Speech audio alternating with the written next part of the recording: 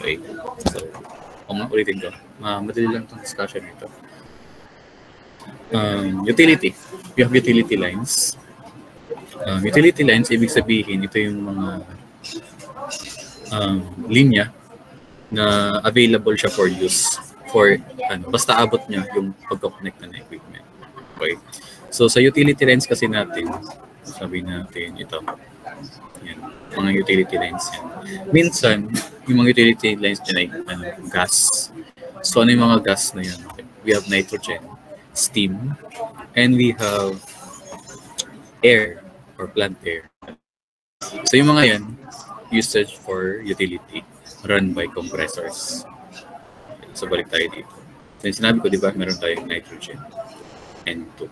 We have plant air, PA, tapos meron tayong steam. Diba? Steam is vapor. Okay. So all of those ay run by compressors sa utility.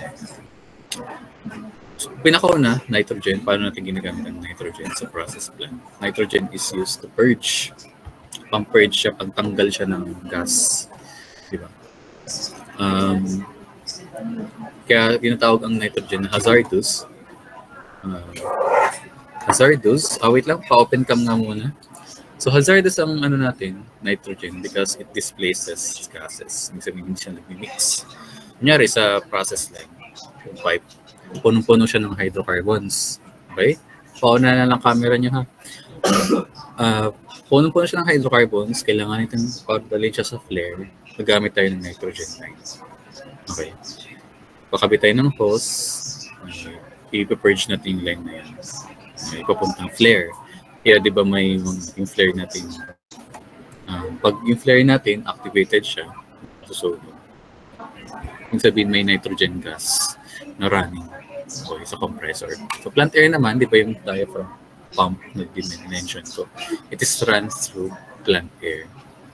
Kasi yung plant air, it minimizes electricity run through that pump. Kasi yung diaphragm pump, yung hazardous and toxic chemical ang niraran natin. And of course, steam. Ang steam ay ginagamit siya for heat exchange. Okay, yung mga steam na malalaki na dinideliver through heat exchanger. Gumagamit yun ng compressor. Okay, compressor siya. So, by definition, nakalagay sa presentation, a compressor is a machine that increases the pressure energy of a gas by reducing its volume through compression, enabling it to be transported or to meet specific process requirement. So may classification tayo ng ating ating compressor. Much like pumps, positive displacement and dynamic, ang compressors natin, meron din siyang PD at dynamic. Okay? So, hindi ko pala natanggal yung drawing. Okay. So bakit? Why can't we just use pumps for gases? The same way we do for liquids. Bakit yung mga PV pumps natin, bakit hindi na lang gas ang dalahin natin? Okay. So, iba yung design kasi ng pumps, iba rin yung design ng compressor. So one of those is, sabihin natin dito, liquids are nearly incompressible, gases are compressible. Pumps move a fixed volume of liquid without worrying about pressure changes. Okay. So sa volume sa liquid, it is easier to manage the pressure of the liquid compared to gas. Kasi yung kanyang structural, yung molecule niya, iba ng liquid natin ay hindi siya as close as air. Kasi ang design kasi ng compression ng air, marami siyang stage. Marami siyang stages. Kumbaga sa pump, di ba? Yung example doon, reciprocating pump or centrifugal pump. Isang ikot lang siya. Paikot-ikot lang siya. Tapos pupunta siya sa casing, then to discharge.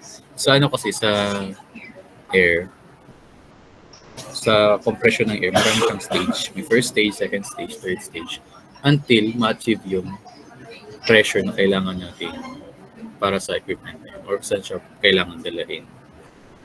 Okay.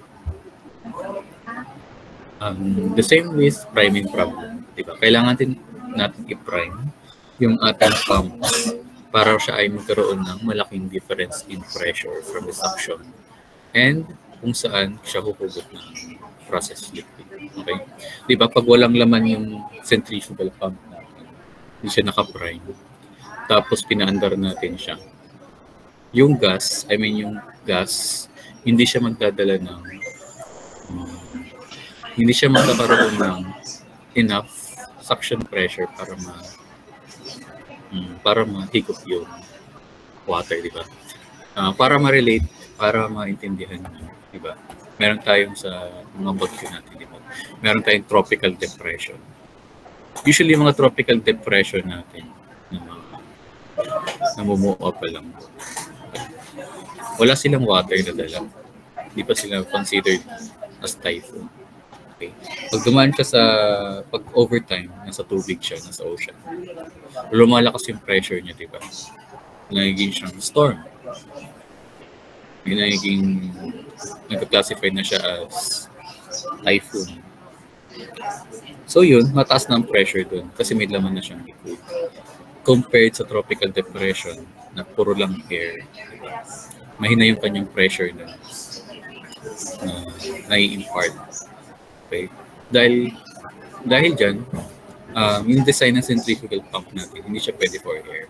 So, iba ang design ng, although pares centrifugal tawag doon, yung design mismo, okay, ng centrifugal pumps and compressors. Titingnan natin yung mamaya. Okay, energy transfer is different. Pumps rely on centrifugal force or displacement to move mass. Okay, sa pump, di ba?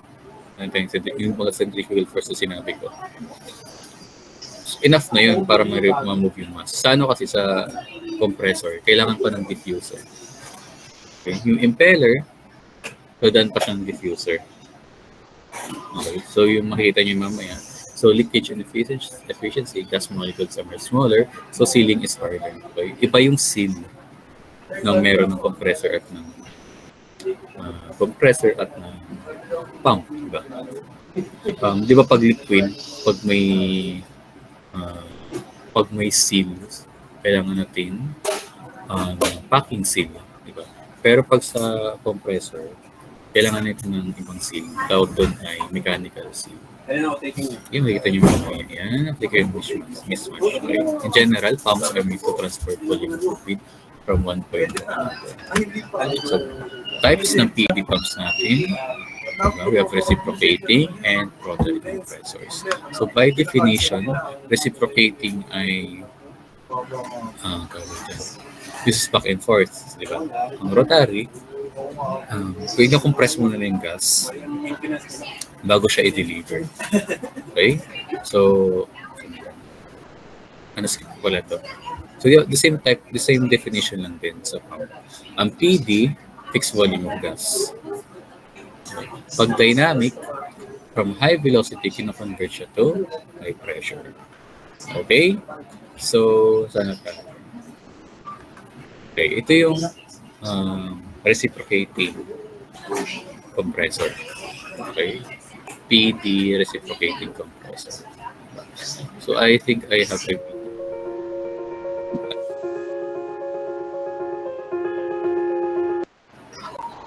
skip ko na lang.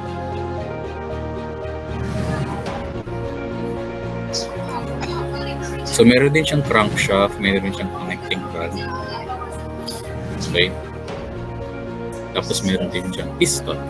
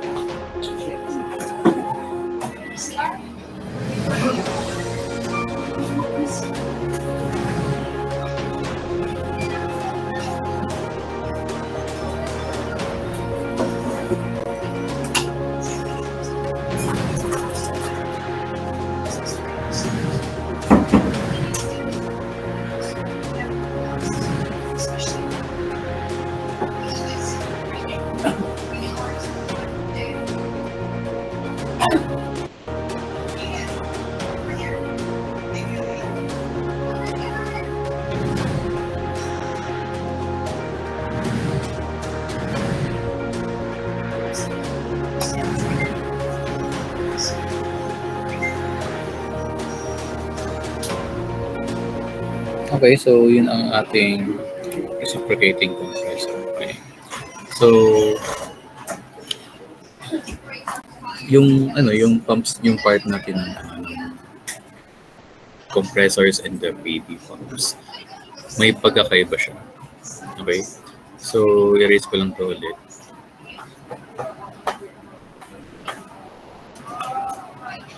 Okay. So, sa natin, sa compressor natin na reciprocating, yung natin, yung suction. Suction niya nandito, tapos ang discharge niya nandito. Okay. So, dahil okay. Yung yung ating clearance, yung ating cylinder, ito, cylinder niya. Okay, may clearance yan. Pag simple packing seal kasi, na sa piston pump, kunyari, piston pump ito, nag-ano tayo ng gas. Tendency of the gas is to go here, okay, sa clearance, kasi sobrang liit ng molecules nila. Pero since sabi natin, anong tawag sabi ko? Ulitin ko. Malit kasi yung drawing. Lalaki yung drawing. Okay? Drawing. Ayan. So, malaki na siya. So, ito yung ating piston. Di ba? Okay. Pag piston pump, yung liquid pump niya, ayaw natin pumunta siya dito. Okay? Hindi makakapunta dyan kasi meron tayong lubrication dyan. Meron tayong seal. Meron tayong seal dyan. Okay? So, ayaw natin pumunta dyan yung liquid. Pero pag gas kasi, kahit anong gawin natin, pupunta niya sa clearance. Kailangan kasi ng clearance para hindi magkaroon ng shear forces between the cylinder and the piston. Okay? So, with that, sa compressor, i-allow na lang natin siya mag-pass through. Tapos pupunta siya sa discharge dito sa dulo. Okay, imbis na dito sa baba, sa piston pump, sa baba siya, yung discharge niya. Pero pag sa naman, compressor at the other side na lang, din siya lalabas. Okay. Sunod. Ito naman, pag rotary naman, rotary compressor, rotating motion. Okay. So we have the housing, the vanes, outlet, and inlet. Itong mga coil na ito, ina-adjust niya yung gaano ka, ina-adjust niya yung volume na napapaloob ng vanes na yan. Kasi ito, umiikot ito. Ito, umiikot ito. Okay. Pag start niya, iikot yan. Then, papasok yung inlet. Okay? Papasok yung inlet. May drawing na pala. May papasok yung process gas sa inlet. Yan. Tapos, rotate siya. Pag rotate niya, na-enclose lang sa isang chamber yung ating process gas. Okay? Hindi siya pwedeng lumabas. Nasa isang chamber lang siya. Divided by the vanes. Okay? So, pag pag ikot naman, pagpunta niya sa outlet, super compressed na siya. Okay? Tapos yung compression na yan, i-increase niya yung pressure, i-increase niya yung velocity. Tapos, ito yung, di ba itong coil? Pag umikot yan, nag-a-adjust yung coil para yung vanes na yun ay magliit yung kanyang length. Okay, para yung volume ng division na yun ay lumiit. Pupunta siya ng outlet. Sunod, erasin ko lang ito lahat. Okay, typical PNID of a reciprocating compressor. Okay, so reciprocating compressor, we have isa-isa nating equipment. We have the suction drum, we have the compressors, and we have the compressed air cooler. So, suction knockout drum pala, by definition, it separates liquid. Okay? Separates liquid and gas. Yeah. Isa siyang type ng separator. Okay, so, papasok yung inlet, papasok yung process gas sa inlet, pupunta sa suction drum. So yung suction drum natin, meron siyang neurotransmitter, dalawa. Yung sa left side, nakakonect siya sa electrically connected or sends signal electrically to the interlock. Okay. Interlock. Okay, interlock. Then, pag na-meet naman yung set point na naka-program sa interlock, okay, sabihin natin sobrang taas ng pressure or sobrang taas ng level sa tanke na to, sa drum na to. Okay. So by standard kasi, yung mga knockout drum natin, ayaw natin siyang mapuno ng liquid. Ayaw natin mapuno ng liquid kasi we need space for gas to evaporate, to accumulate and to evaporate. Okay. Pag yun kasi napuno ng liquid, tapos may mga gas na mag-evaporate, okay, mag-shake violently yung drum na yun. Okay, nakaka-damage yan, di ba? Nag-destroy yung internal parts ng drum. So, di ba, sa petroleum system, meron tayong gas cap. Dahil sa gas cap na yun, na nag-build up yung pressure, mas madali natin siyang ma-produce. Okay. The same thing here. Kailangan natin ng clearance. A clearance to let gas accumulate, evaporate and accumulate. Okay? Sabihin natin yung level niya yung pumunta na dito. Okay. So pagpunta dyan, yung naman, yung transmitter, mag-measure siya, top and bottom. Okay. Kasi yung top and bottom, meron silang different pressure. Di ba ibang distribution ng pressure sa top to sa bottom. So yung difference nyon, yung high level niya, yung level sa baba, may calculation yun sa transmitter, tapos may corresponding siya kung anong level na niya. Correspond siya kung anong level ng tank. Okay. Sabi natin umabot siya ng 90%. Di ba meron tayong mga alarm? High alarm, high alarm. Tapos pag umabot siya ng sabi natin high alarm, may mga ibang interlock mag-activate na. I-activate niya yung solenoid valve dito. Okay. I-activate niya yung solenoid valve para mag-release siya ng pneumatic signal sa control valve sa baba para ma-drain yung excess liquid para ma-retain sa normal liquid level ng ating knockout. Okay. Typically, yung knockout drum sa amin, bago yung mga hydrocarbons papunta yung flare, liquid yun, dada muna yung sa knockout drum. Okay, kasi ang lahat ng gusto natin ipadala sa flare, gas. So, balik tayo sa inlet.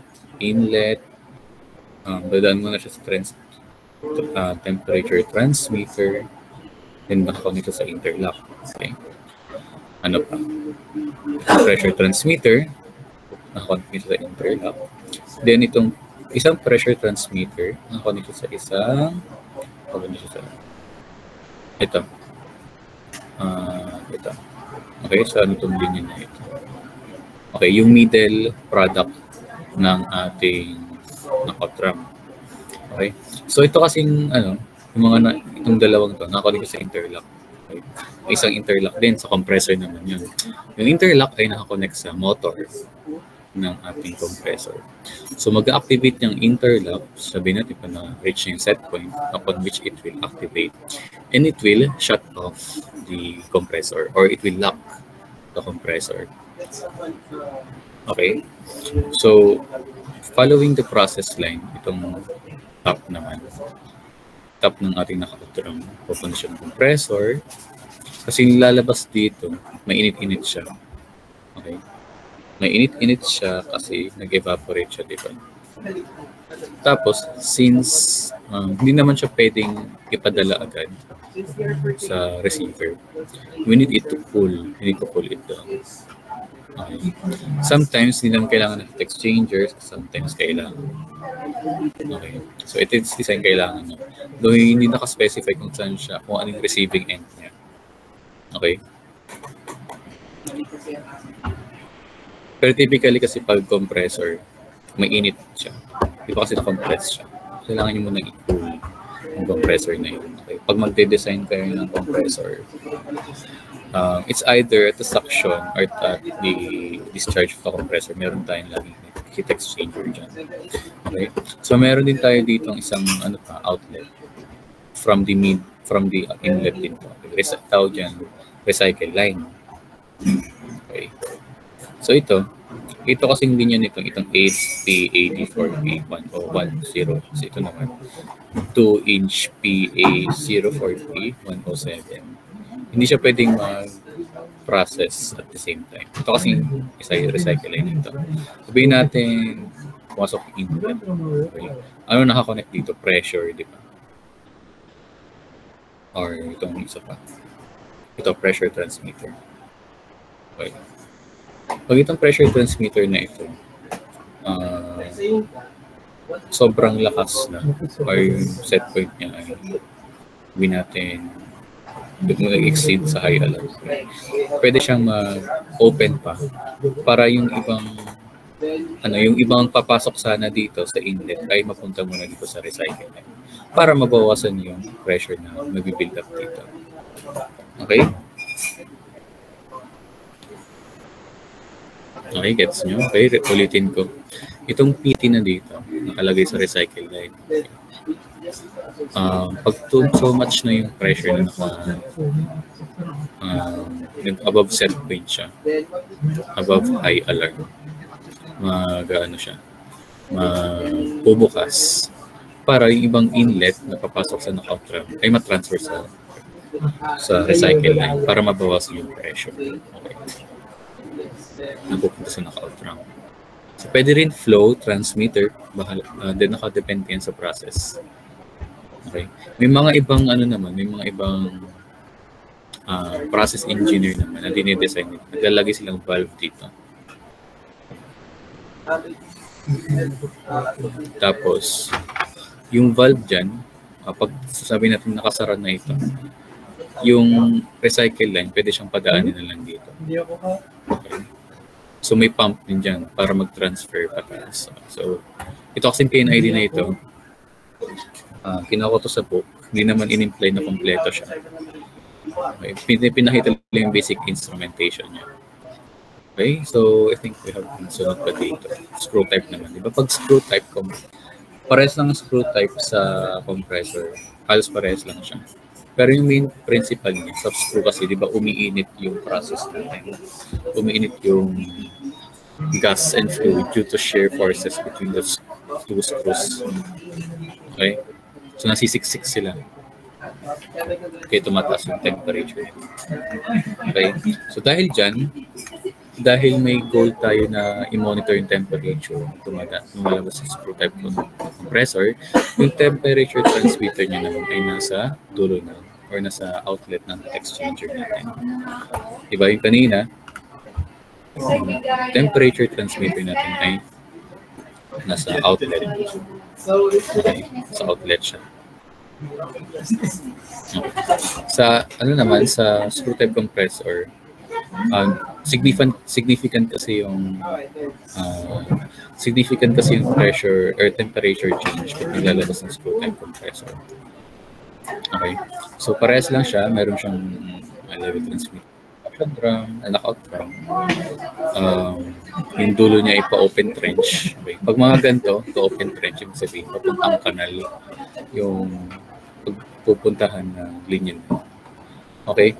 Tapos, dito naman sa yung inlet niya, at dito, nakakonect din siya sa interlock. Okay. Tapos yung interlock, mag-send signal sa motor pag kailangan ng i-lock yung compressor na yun. Okay. Ano po? Okay. So yung ibang bottom kasi, yung middle na ito. Okay. The same with here sa design niya. Yung middle niya, okay. Middle. Ayan. Kasi yung temperature nasa top compared sa middle, mataas yung temperature dito. Kasi nasa top na siya, di ba? Evaporate na siya. Diba di ba sinabi ko, yung convection natin, main principle of convection, yung heat, pinakamainit siya ang nasa taas.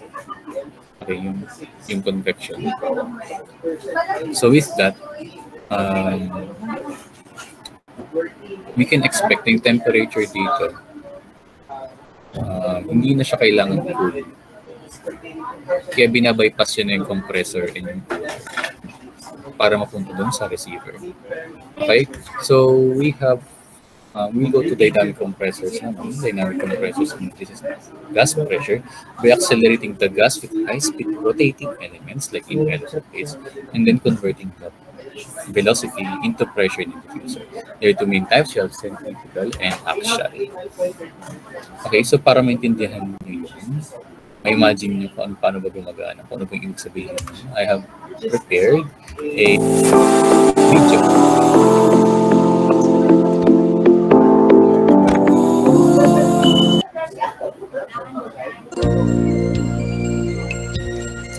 Let's examine the centrifugal compressor, which uses non-positive displacement vapor compression for compressing large amounts of refrigerant and are typically used in very large capacity cooling systems. A centrifugal compressor has three basic components: an impeller, a diffuser, and a volute casing. Large capacity centrifugal compressors may have two or more impellers or stages in the same casing. Centrifugal compressors are usually driven by hermetic electric motors. However, open-drive centrifugal compressors are also available for applications using steam turbine, gas turbine, or engine drives. The impeller is a rotating circular disc with curved blades that is driven at high speed by the electric motor. As the impeller rotates, it moves refrigerant vapor from the suction opening in its center to the outer edge using centrifugal force. The vapor enters the suction at a relatively low velocity and leaves the outer edge of the impeller at a high velocity. This means that the impeller transfers its rotational energy to the vapor, but high velocity does not relate to high static pressure. To achieve the desired pressure increase, or compression, the vapor must be slowed down, converting its velocity pressure to static pressure. That's where the diffuser comes in. As high-velocity vapor moves radially outward through the diffuser, the flow area increases, slowing the vapor and increasing the static pressure. Some centrifugal models have diffusers with vanes or pipes which change flow direction and further slow the vapor. The volute-shaped casing collects the slow-moving, high-pressure vapor from around the diffuser and conveys it to the discharge connection of the compressor. Inlet guide vanes control a centrifugal compressor's capacity. These movable vanes are located in the suction opening. With vanes turned fully open, the compressor produces its full cooling capacity. As the vanes are closed, they reduce refrigerant flow through the compressor, reducing the capacity of the refrigeration cycle. In addition, capacity control in a centrifugal compressor can also be obtained by changing the rotating speed. This concludes our segment on the mechanical non-positive displacement vapor compression cycle using a centrifugal compressor. Please.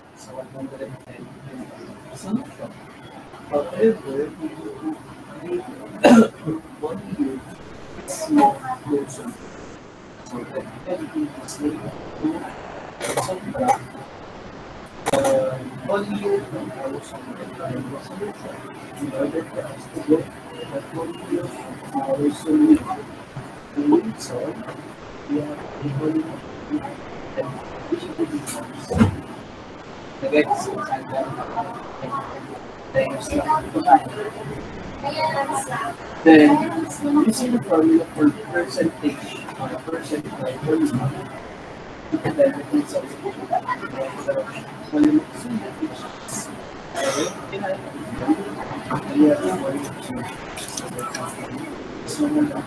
Okay, so tapos na siya. Narinig niyo ba yung audio? Okay, narinig ko naman pala yung audio. Very good. So, di ba? Kita nyo, meron siyang diffuser, yung tinatawag na diffuser. So, sa operating principle, parehas lang yung ano niya, sa centrifugal pump. Stage inlet, impeller. Pero dito, meron tayong diffuser. So, ang ginagawa ng diffuser dito. Okay. Nakalagay ito, the high velocity gas then flows into the diffuser where the passage area widens. Here, the gas slows down and its velocity energy is converted into pressure energy. So, ibig sabihin doon, yung mga diffuser natin, serve siya as parang parang doon binabangga yung mga air. Parang medyo binablock niya yung air. It slows it down. Doon parehas pa rin yung velocity na in-impart niya. Dahil parehas yung velocity energy niya. Pero, meron siyang diffuser, yung mga nag-block sa kanya, more contact to surface area. Yung pressure niya lumalakas. Okay. So, ang difference niya lang sa pump natin, meron siyang diffuser. Okay, hindi ba sa pump natin, walang diffuser. Diretso na siya sa voltage casing. And at the same time, meron pang isa, zoom ko lang, meron siyang inlet guide vein. So, yun yung mga nagre-retract. Di ba sabi ko sa last discussion, yung rotary type natin na vein pa. Yung mga nagre-retract doon, yung parang nagaganto. Okay. Kaya naka-on camera ko. Okay. So, may nagaganto siya. Nagaganto yung vein. Okay. Yun ay para makontrol yung flow na pumapatok sa impeller. Okay? Yan, meron tayong multi-stage. Ito yung sinasabi ko kanina na maraming repetition of process or stage na gaganap sa isang rotary compressor. Okay, so a multi-stage centrifugal compressor is a dynamic compressor that uses 2 or more impellers in series to progressively increase the pressure across. Each stage raises the pressure a little, and together the stage achieves a high overall pressure ratio. So ito, the same dun kasi kanina, single stage, ito multi-stage. Nag-uulit yung kanyang pag-diffuse. Ito, inlet, tapos punta siya ng impeller, then the diffuser, return channel, first side load. Second side load into outlet. So nakalagay ito, this simplified compressor has 3 process stages. Itong sa baba. Process stages has 4 compressor stages. Okay? So, ito naman, actual compressor. An actual compressor is a type of dynamic compressor in which gas flows parallel to the shaft while passing through alternating rows of rotating plates and stationary plates later. Okay, yung purpose naman ito,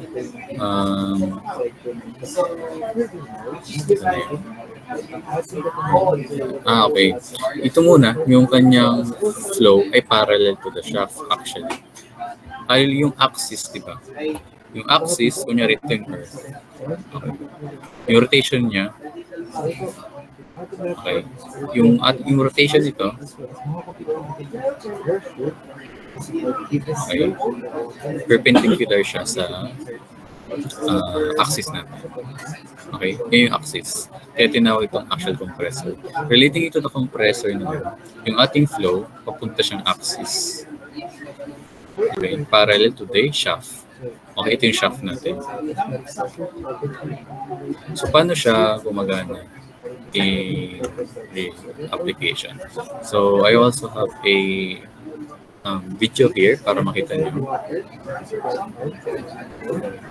Size, a single axial flow compressor may have a suction capacity of up to 1.5 million cubic meters per hour and be able to compress this flow to a maximum pressure of 25 bar. For example, all the air inside the Cologne Cathedral, which at 516 feet is the 3rd tallest church building in the world, could be exhausted in around 16 minutes. Air flows through them in turn.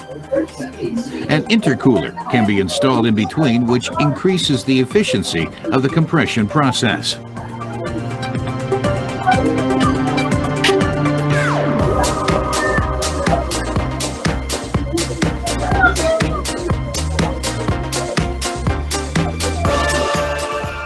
Let's now take a look at the axial stage group. As they rotate, the blades strike the gas, guiding it backwards and also compressing it. This process generates a flow along the axis. That's why the machine is called axial flow compressor. The outlet casing guides the compressed gas to the outlet nozzle. Compression raises the temperature of the gas, which in turn somewhat reduces the density and increases the volume. As the downstream compression process would require more energy, the intercooler reduces the temperature of the gas before it enters the radial part. Axial flow compressors are able to compress extremely high volume flows, but the maximum feasible pressure ratio is limited. On the contrary, centrifugal compressors can only process lower volumes, but deliver higher pressures. Since the gas in the AR Max 1 has already lost sufficient volume through compression in the axial part, the downstream radial part is perfectly suited for bringing the gas to a high discharge pressure. MAN Diesel and Turbo has been designing and manufacturing axial flow compressors since 1950, either in air separation, nitric acid production, as blast furnace blowers, or in refinery applications. These machines have been verified hundreds of times and proven over decades. Coal liquefaction is a future-oriented application that extracts synthetic fuels and other chemicals from coal. The process requires large amounts. Okay, stop. Technology na kasi nila yun. Okay, so balik tayo dito sa part na yun. Yan. Kita nyo?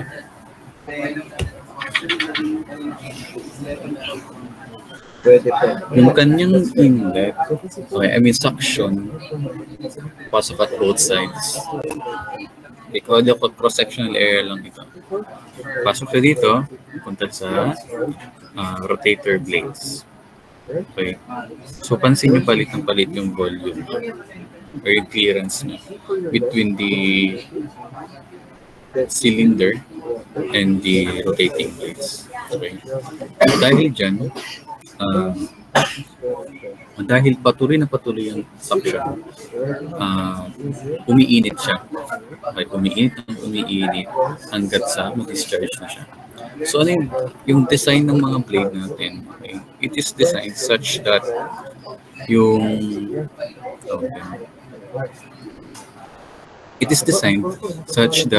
the clearance of the cylinder and the rotating blades decreases. Okay? So, balik kayo sa okay. Operating principle, the rotor blades spin and accelerated as forward, adding velocity and some pressure. Stator blades load the gas down, converting velocity into pressure rise and redirecting it to its rotor. This process repeats stage after stage. A series of small pressure increases combined into a large pressure overall pressure ratio. Okay. So yun nga, papasok siya sa isang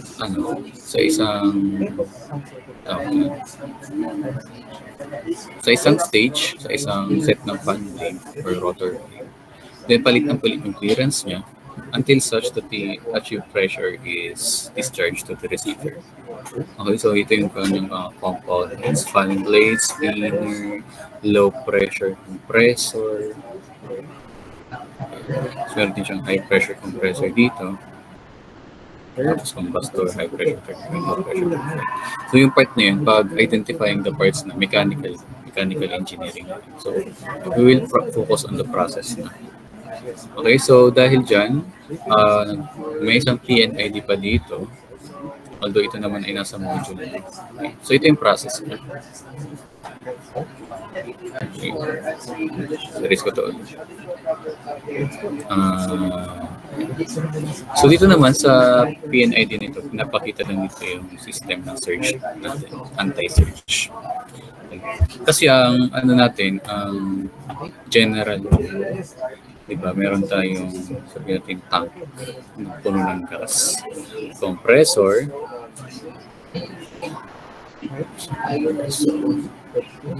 okay, ganito kasi paliit siya, diba, compressor, tapos receiver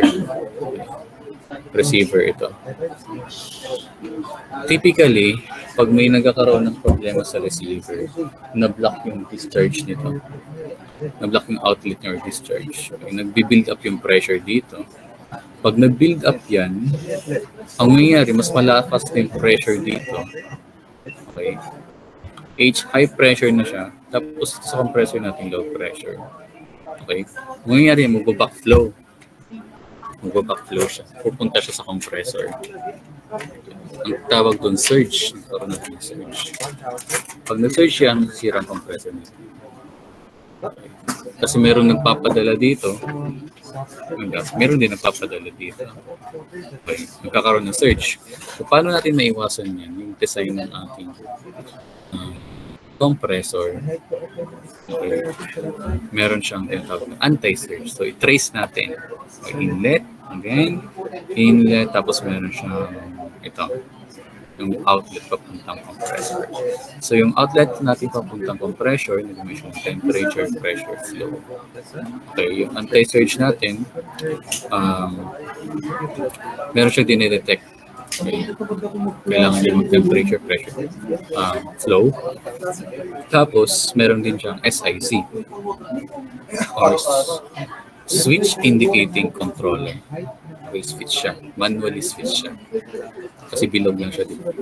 Tapos meron din siyang control valve. So, anong nangyari dito? Kung sabihin natin nagkaroon ng backflow dito. Okay. Nagkaroon ng backflow. One instance nagkaroon ng backflow. Okay. Makaka-detect yung anti-surge natin.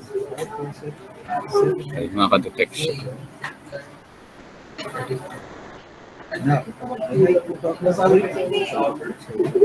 Nagkaroon ng backflow dito. Ito kasi dapat ano to eh. Itong PT. Itong PT dapat nakakonect siya dito. Hindi siya dito. Okay, hindi ka pwede maglagay ng direct control ng instrument sa isang compressor pump. Okay. Ang pressure natin, ang transmitter flow, nasa discharge or outlet. Discharge or suction siya lagi ng compressor natin. Okay, so dito lang siya nakakonect. Okay. So dito siya nakakonect. Okay, nakadetect ng pressure difference, malakas na pressure difference yung ating DPT, pressure differential. Mag-activate yung anti-surge natin. Bubuksan niya itong valve na ito. Pag nabuksan itong valve na ito, instead of the flow going back, okay, pupunta siya dito. Ibig sabihin, marirecycle siya papunta na. Okay. So wala na masyadong surge. Kasi yung flow niya, part of the flow will go back to the outer. Mababypass niyo yung compressor. Okay? Until such time na yung high pressure na nasa receiver ay naayos. Okay? So yung purpose ng anti-surge na. Okay? So pwede rin ma-detect yung anti-surge yung bago pa lang pumasok compressor pressure. Ay bago pa lang pumasok ng compressor, ma-detect yun yung true temperature, pressure, and flow. Okay. Para hindi na hintayin na magkaroon ng backflow pa sa compressor natin. Okay? So, meron pang sunod. Wala na palang sunod. Okay. So, that concludes the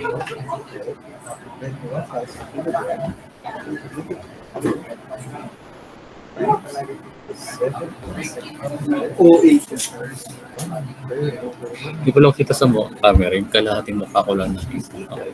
So, di ba, short lang discussion lang ito, compressor. So, kayo na yung last na section na pinag-discuss ko nito. Compressor and pumps. Diba? Baka sabihin niyo sobrang sipag ni Sir Raymond mag-klase. Okay. Baka sabihin niyo yun ha. Part of which nagle-lesson ako lagi kasi gusto ko mag-share sa inyo. Marami. Kasi may mga experience na ako dito sa mga ito. Okay? So, sunod natin na discussion ay distillation. Okay. Dapat valves. Pero since face-to-face tayo next meeting, siguro mas maganda kung punta na lang tayo sa distillation. Distillation column, yung mga types. Kung paano sila nag-work. Okay, so I think it's going to be a good lecture. So may tanong pa ba kayo?